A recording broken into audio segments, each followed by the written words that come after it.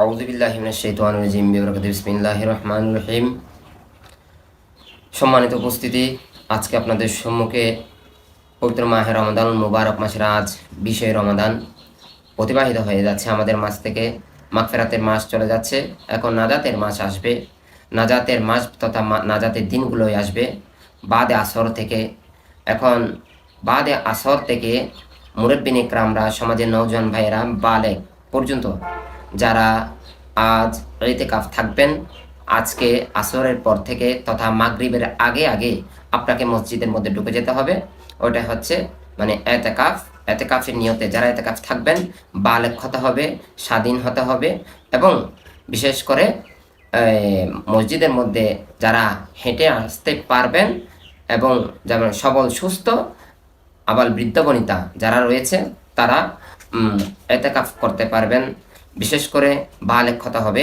এখানে আবার বৃদ্ধ বনিতার মধ্যে আবার যেমন মনে করেন বৃদ্ধ বনিতা সবাই, কিন্তু আবাল বলতে এখানে বলা হয়েছে এটা মানে ছোট বাচ্চারা নয়, যাদের উপর শরীয়তের বিধিবিধান রয়েছে। তো পেয়ারা হাজিরিন, আজকে এতেকাফ সম্পর্কে আপনাদের সম্মুখে আমি কিছু মাসাল বলবো। কোন কারণে এতেকাফ ভঙ্গ হয় এবং এতেকাফ থাকার কারণ কি। এখন এতেকাফ কাকে বলে যদি বলি, ইতিকাফ কাকে বলে, সর্বপ্রথম এতেকাফ হচ্ছে এমন একটি মানে শব্দ। এতেকাফ কাকে বললে এটা যদি বলি তাহলে বোঝা যেতে হবে, মানে তখন আপনি বুঝে নেবেন যে মানে এই এতেকাফটা মানে কি করলে ভঙ্গ হয়ে যাবে, নিজে নিজে আপনি বুঝতে পারবেন।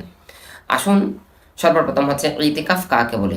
ইতিকাফ বলা হয় নির্দিষ্ট স্থানে নির্দিষ্ট নিয়তে নির্দিষ্ট স্থানে মানে নির্দিষ্ট সময়ে নিয়ত সহকারে 20 রমজানের পর থেকে মানে 30 রমজান পর্যন্ত ওই সময়টুকুন কোনো একটা জায়গায় অতিবাহিত করার নাম, আল্লাহর আরাধনা করার নাম, এই নামটাই হচ্ছে ইতিকাফ। এখন আল্লামা ইমামে জুরজানি রহমাতুল্লাহি আলাই ইতিকাফ বর্ণনা দিচ্ছেন, হুয়াল লাবুসু মানে বসবাসের স্থান, সেটা হুয়াল লাবুসু সাইমিন ফি মসজিদি জামিইন আও বাইতিহি। তার মানে হচ্ছে মানে কোনো জামে মসজিদ অথবা তার আপন ঘরের মধ্যে সায়েম তথা রোজাদার অবস্থানের স্থল করে নিয়ে আল্লাহর ইবাদত করার নাম হচ্ছে ইতিকাফ। এখন ইতিকাফ শব্দের অর্থ কি? ইতিকাফ শব্দের অর্থ হচ্ছে কোনো একটি জায়গার মধ্যে নিজেকে আটকে রাখা, ধরে রাখা, কোনো কাজের মধ্যে নিজেকে বেঁধে রাখার নাম হচ্ছে ইতিকাফ। এখন আসুন প্যারা হাজরিন, দেখা যাচ্ছে কোনো কাজের মধ্যে নিজেকে এক স্থানের মধ্যে নির্দিষ্ট স্থানের মধ্যে আবদ্ধ রাখার নাম হচ্ছে ইতিকাফ।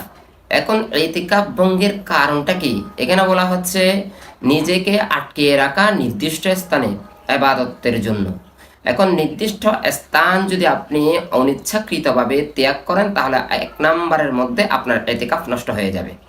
শরীয়তের ফয়সালা একটাই। ইমামে আজম আবু হানিফা রাহমাতুল্লাহি আলাইহি বলেন, কোনো ব্যক্তি যদি অনিচ্ছাকৃতভাবে কিছু সময়ের জন্য, সামান্যটুকুন সময়ের জন্য যদি কেউ যদি সামান্যটুকুন সময়ের জন্য বেহুদা নির্দিষ্ট স্থান ত্যাগ করে মসজিদের ভিতরে রয়েছেন, মসজিদের সোহনের মধ্যে এসেছেন বাতাস খাওয়ার জন্য, আপনার ইতিকাফ নষ্ট।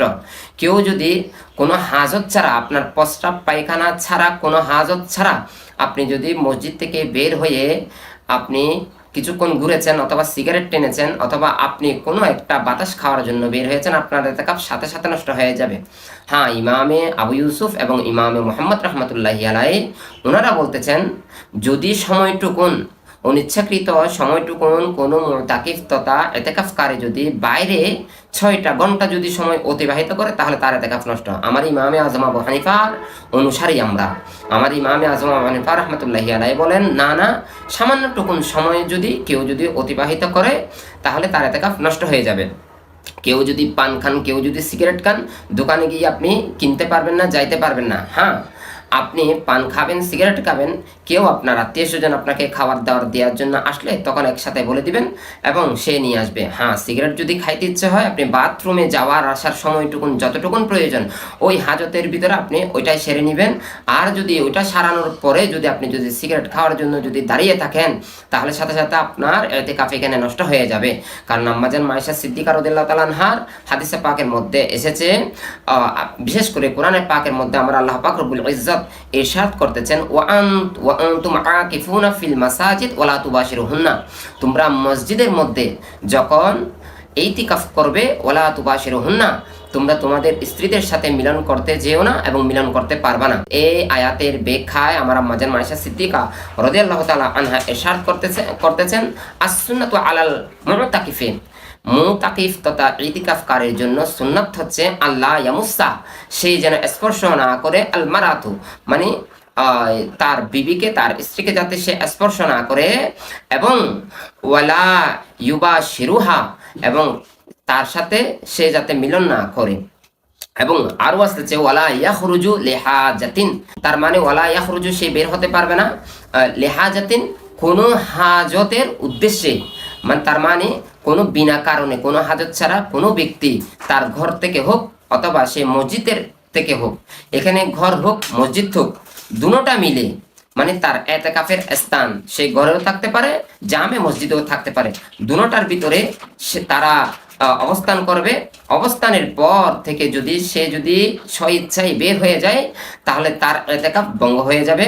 আর বিশেষ করে আমার আল্লাহ পাক এতেকাফকারী যারা থাকবেন, এতেকাফকারীরা বিনা উজুরে, বিনা কারণে যদি মসজিদ থেকে কাউকে যদি কারোর সাথে যদি কথাও বলতে চায় এবং সেই সুবাদে তার এতেকাফ কিন্তু মাকরু হয়ে যাবে। সুতরাং সে কোনো ধরনের কোনো কথাও বার্তাও বলতে পারবে না বিনা উজুরে, এবং বিনা কারণে সে বেরও হতে পারবে না, এবং সেই সময়টুকুন লেংথি করতে পারবে না, দীর্ঘ সময় নিতে পারবে না।